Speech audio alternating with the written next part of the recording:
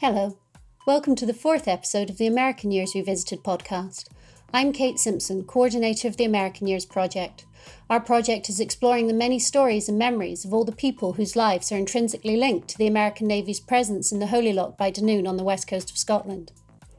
This episode features a chat with three local women, Pursley and Andrene Meshersmith, who both grew up in Dunoon, and Margaret Hubbard, who grew up just along the road in Inellan. Together they recall the early years of the American presence in the Holy Loch. Linda and her husband, Gerry Pursley, talk about how they met for the first time, and Gerry and Charlie Witherow talk about their accents and how they've managed to keep a hold of them for so many years. This episode is the second half of a conversation, the first half of which between Charlie and Gerry can be heard in episode 3. I'm Andrene, and I was born in Dunoon and grew up in Dunoon. And I married the son of a serviceman from the Hunley. And we're still married 40 years on. My name's Margaret, and I grew up here. I'm actually sitting in the very house that I grew up in because I was away for many years and came back again. I grew up through the American years, but spent a considerable amount of time working elsewhere and came back. It drew me back. 2004, I came back, and I got involved in doing this because I think it's such an important part of our heritage. So I'm very happy to be involved with this project. My name is Linda Pursley. I met an American sailor in 1962. Is that correct? It's been such a long time. We've been married 56 years anyway. 62. 62. Yeah. June the 16th. June the 16th. 62. Yeah, there, he's got it right off pat, you see.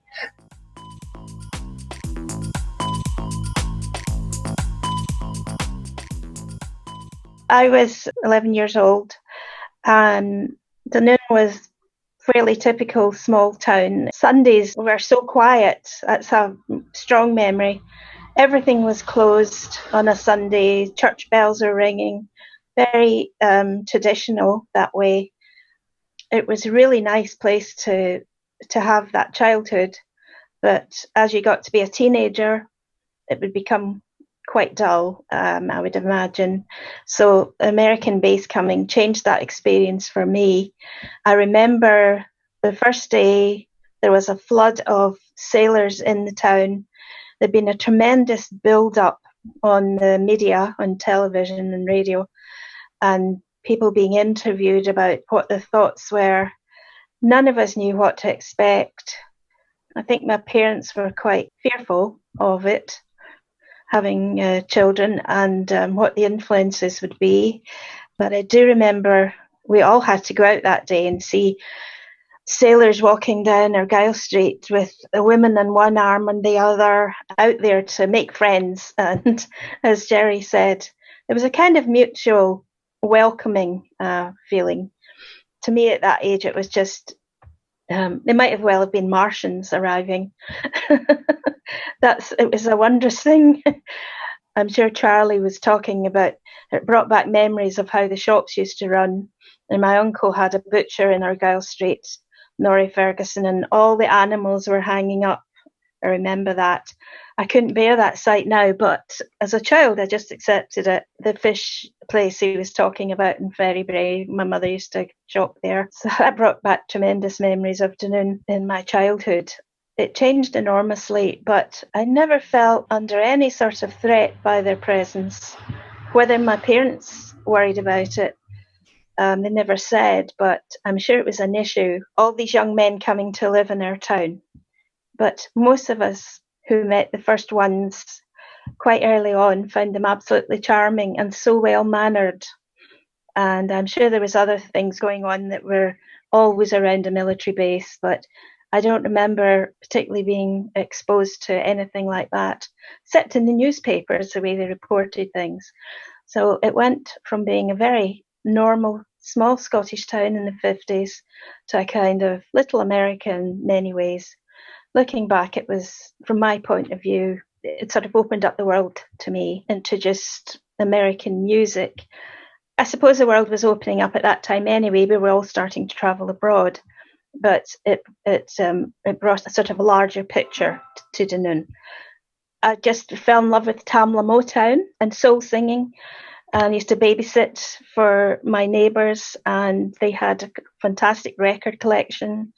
And then Radio Caroline was opening up. So, it just all came together, and it was tremendously exciting. Coming home from school, putting on Radio Caroline and hearing this music, and it all seemed to link up with the Americans you were meeting at school and in the town, and then folk music became quite strong through Bob Dylan and so on, but it also brought out Scottish folk music and CND folk music, and a lot of American friends we all used to go along to these things, so they joined in. It was a sort of mass cultural thing. Yeah, that's the way I remember it. Very nice way to be a teenager with that great music.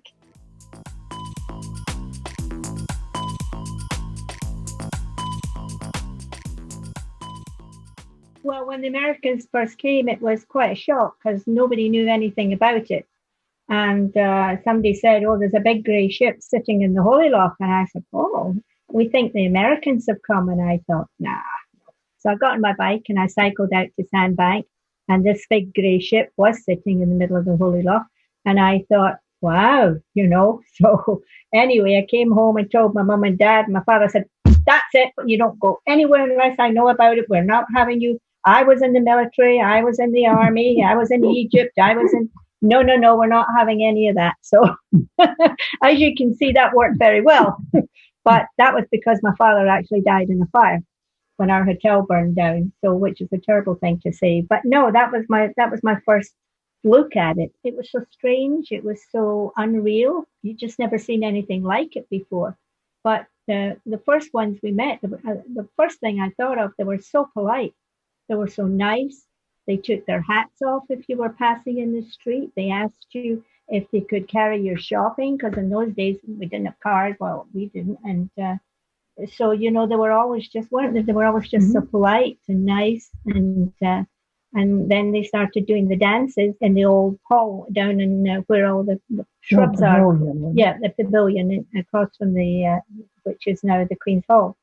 And so plucked up courage one night and went to one of the dances with my friend, and we were standing there, and this American guy came up and asked her to dance, and I said, yeah, of course, go ahead. So I was just kind of standing there after that on my own, and I looked across the room and I thought, ooh, he's quite cute. So I plucked up my courage, and my friend says, of course, what are you going to do about it? I said, I'm going to go over and ask that sailor for a dance. So she said, okay, off you go. So I went. The rest is history. He's right here. So there you go. But no, we always found them extremely polite. A lot of the locals didn't like when they started bringing over these enormous cars, which took up most of the street. That could be a little bit of a problem. But the biggest problem that when they brought the families over, there was nowhere for them to stay. They didn't have any accommodation. They would be trying to put a family of three in a 2-bed, and not a 1-bedroom, what they call room and kitchens. There just wasn't any proper accommodation for the families. It was very hard for them until they got things organized and got housing and everything, which took quite a long time. But I don't remember any animosity. I don't remember any, apart from that one night when we had a problem, but that was only one night. But no, I don't. And everybody just seemed to get along. We blended in very well, didn't we? So, and of course, I think that's proof in the pudding, because so many Americans stationed here wanted to come back. Charlie's one of them. Can I butt in? Yeah. Of course. Looking back on our first summer, I arrived here near the end of March. In fact, I actually arrived in Dunoon that night. Linda's father died in their hotel fire. It was either a day or 2 days after that. I was doing a working party thing on the weekend with my division chief. They had a party in the CPO club that used to be out on the Inellan Road in the Territorial Army buildings there. And anyway, and what they were doing was leftover food from the party. They were distributing it to the children's homes. And I went out on that working party with them, and we loaded up a couple of cars and with trays and food and everything. We took them up to Dunclutha, and we also took them to another place or two, but we all went all the way out to Howard Castle, because that was also at that time a children's place as well. Mm-hmm. And everything. I remember driving past Linda's hotel at that time, and it was still smoldering after the fire. But I didn't know it was where she lived because I hadn't met her yet. As we got into spring and summer, when the town got busier, you had all the boat rental places along the front. You had the crazy golf, which we've still got today, of course, and putting greens on different spots throughout the town. The public toilets, and down on the front. And, I mean, because there was so many people in town on different days because of the bus tours leaving Dunoon, going up country. Some were going up around to Tennebruick, and other ones were going through Straker and then back through Tennebruick. There were buses, white line, the gold line, the blue line, the silver line. That was silver line. There were all these different trips and tours. Where I came from, and probably where Charlie came, this was like Blackpool, in the 60s for us, because, I mean, there seemed to be so much to do and everything. And I came from a town of about 5,500 people. It was a great experience, a great opportunity to travel abroad, meet people who speak more or less the same language that you do. And some of us can understand potatoes and tomatoes and all these sort of things. But no, it really was. It was, and I never really had any conflicts in Dunoon. I've really not had any since. People were friendly, and like I'm saying, I always really wanted to know where you were from, and other than coming over here with the Navy, what did you do back where you lived before? And this helped to bring me back many years later, along with Linda. But I've never looked back. I go back periodically, but never look back thinking that I could have done any better as far as finding a place to live is concerned. You mentioned that people say where you're from and stuff, and you probably still get that. People say, as soon as you open your mouth and say, "Oh, where you from?" Because a lot of people think you're Canadian, or they do me. Mm-hmm. And I tell them from Pennsylvania, and they say, "Oh, you never lost your accent. How long you been here? You on holiday?" And I says, "I've been here 46 years. Mm-hmm. You haven't lost your accent." And I never liked that Americans come over here, or Scottish go to America and they come back after 2 weeks talking like from the deep South, or people trying to talk real Scottish, If I tried, I sound like I came from Beirut or somewhere like that. I'm rubbish at these type of things, but it's no, Gerry's accent hasn't changed, and since the night I met him, it hasn't changed. And I tell everybody I don't have an accent. I sound just like my mother. If I leave a message on an answer phone and I listen back, it sounds just like my brother. Mm-hmm. I would think it was my brother talking until I realized it was me talking,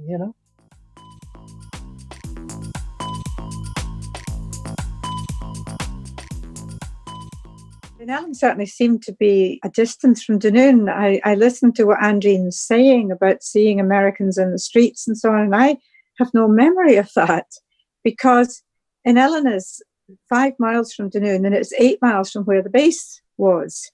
And they didn't come this far initially. Later on, they did come this far. And in fact, quite a lot of them had family. The ones who had families came here, and therefore they were in the schools. So there was a whole school rebuild going on to accommodate the large numbers of Americans.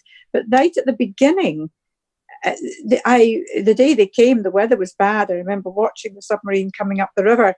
And after that, it was a non-event to me, because living in Inellan and going to primary school in Inellan, I only ventured to Dunoon once a week.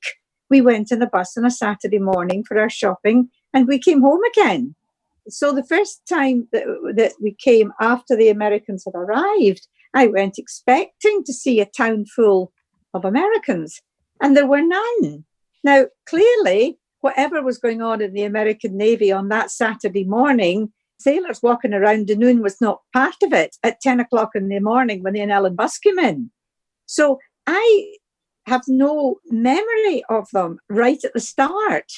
And because they didn't come here, everything we were hearing about was happening, but it was happening 8 miles up the road. And that tells you something about what a small community this was, that we only migrated to Dunoon once a week. And it also tells you something about the shore leave of Americans, that they weren't wandering the streets of Dunoon when the Inellan bus came in on a Saturday morning. So my first meeting with Americans was not actually with American sailors at all. It was when the children appeared in the school. And that was my first connection with them.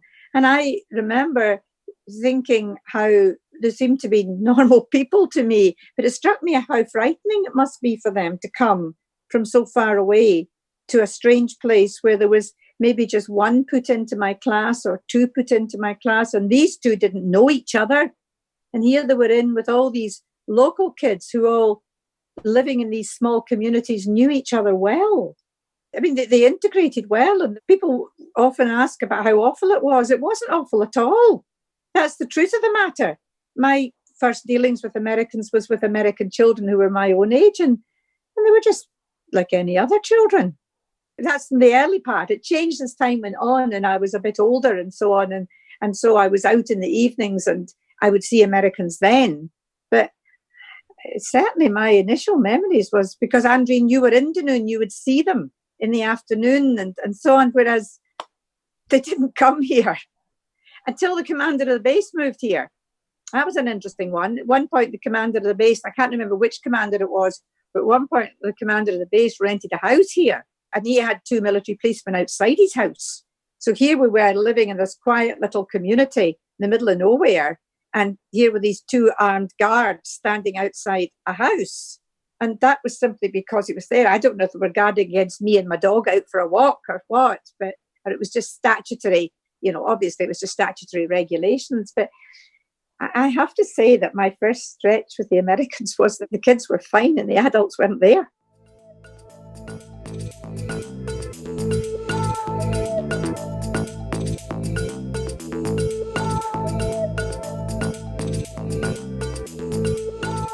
You have been listening to Linda Pursley, Andrene Meshersmith, Margaret Hubbard, Gerry Pursley and Charlie Witherow, and I have been Kate Simpson. This has been the American Years Revisited podcast. Join us next time when we talk to Don Gable about some of his experiences working as a diver at the Holy Loch base. Thank you for listening. See you next time.